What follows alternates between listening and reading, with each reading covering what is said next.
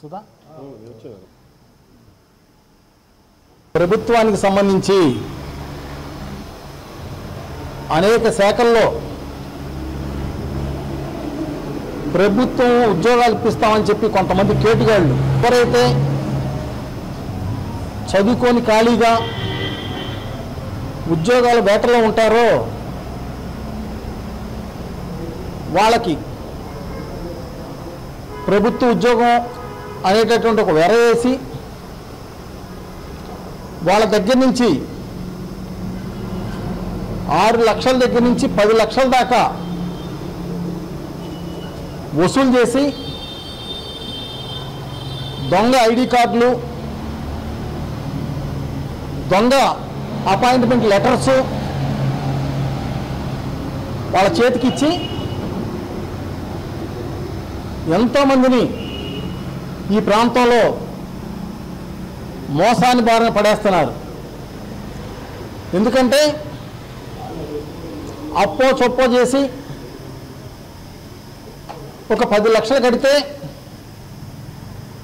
మా అబ్బాయికి గవర్నమెంట్లో చిన్న ఉద్యోగం వస్తుంది, వాడు హాయిగా బతుకుతాడు అనే దాంట్లో తల్లిదండ్రులు అధిక వడ్డీలకి డబ్బులు తీసుకొచ్చి ఎక్కడ టయానికి కట్టకపోతే ఆ ఉద్యోగం చేయి జారిపోతుందన్న భయంతో కొద్దేళ్ళు కూడా 10 లక్షల రూపాయల దాకా కట్టి ఇవాళ ఆ కేటుగాళ్ళు ఇచ్చినటువంటి అపాయింట్మెంట్ లెటర్స్ ఇవన్నీ కూడా ఫేకు, మనం మోసపోయాం అని తెలిసి ఇవాళ సూసైడ్ చేసుకునే పరిస్థితికి వచ్చారంటే ఇవాళ సమాజంలో ఎవరైతే ఈ విధంగా మోసపోతున్నారో వాళ్ళందరూ కూడా ఆలోచన చేయాలి.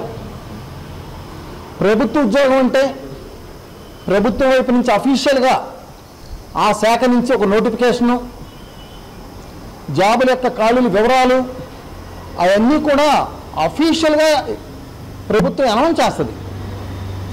లేదు అవసరాన్ని బట్టి కాంట్రాక్ట్ బేస్లోనో అవుట్సోర్సింగ్ బేస్లోనో తీసుకునే పరిస్థితి ఉన్నా కానీ ఆ శాఖలో సంబంధించిన అధికారులు ఆ ఉన్న ఖాళీలను బట్టి వాళ్ళు అక్కడ ఉన్న పరిస్థితులను బట్టి తీసుకుంటూ ఉంటారు.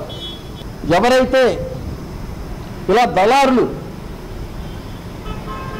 ఉద్యోగాలు ఇప్పిస్తామని చెప్పేసి మాయబలికి మొన్నే 3 టౌన్ పోలీస్ స్టేషన్లో 1,5,00,000కి ఇలానే టోకరా పెట్టి జైలు పాలైంది మనం చూసాం.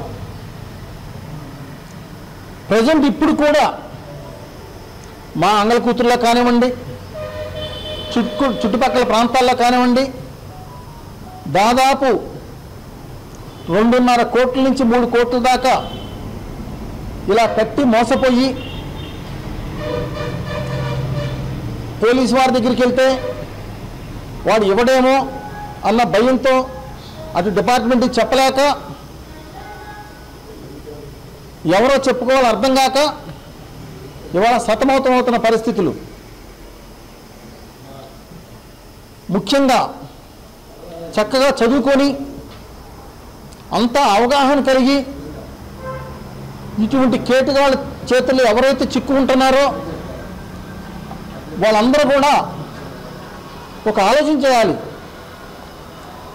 తల్లిదండ్రులు కూడా ఒక ఆలోచన చేయాలి. ఎవరైతే ఈ కేటుగాళ్ళు గతి లేక ఇలాంటి మోసాలు పాల్పడే వాళ్ళు ఎలా మనకు గవర్నమెంట్ ఉద్యోగం మన పిల్లలకి ఇప్పించగలుగుతాడు, దీంట్లో ఉన్న మోసం ఏంటి అనేది గ్రహించలేక మోసపోతున్నారు. ఇప్పటికైనా యువత ఇటువంటి మోసగాళ్ళ చేతుల్లో చిక్కుకోవద్దు. పక్కా ఆధారాలతో ఆ కేటుగాళ్ళు ఇచ్చిన అపాయింట్మెంట్ లెటర్స్ కూడా మా దగ్గర ఉన్నాయి కాబట్టి పబ్లిక్లో ఒక అవేర్నెస్ కోసం ఒక ఆలోచన చేస్తారు. పబ్లిక్ కూడా ఇలాంటి వాళ్ళు మోసగాళ్ళ చేతిలో మోసపోయే ముందు ఒక మంచి ఆలోచన చేస్తారు అనే దాంట్లో ఇవాళ మీడియా ముందు మాట్లాడటం జరుగుతుంది. ఏదైతే అమాయకులైన వాళ్ళకు వలవేసి ఇలా అక్రమ మార్గాల్లో డబ్బు సంపాదిస్తున్నారో